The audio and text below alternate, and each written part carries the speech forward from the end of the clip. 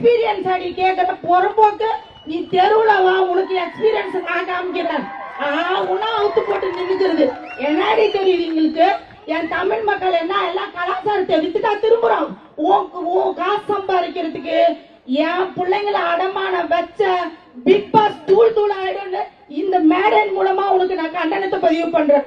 எங்க அண்ணன் சொல்ற ஒவ்வொரு வார்த்தையும் என் பிள்ளைங்களோட எதிர்காலத்தை நம்பினது.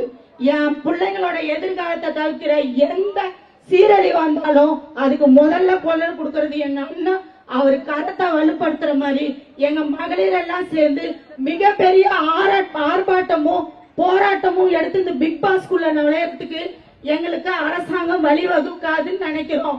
இந்த கூட்டத்தை வச்சு இந்த பிக் பாஸ தடை பண்ணிட்டீங்கன்னா நீங்க தப்பிச்சீங்க. இல்ல எங்க தம்பிமார்களும் சரி எங்க தங்கைமார்களும் சரி சாதாரணமான ஆள் இல்ல. நுழைஞ்சா எல்லாருக்கும் மாவு கட்டிடி தெரிஞ்சுக்கோங்க.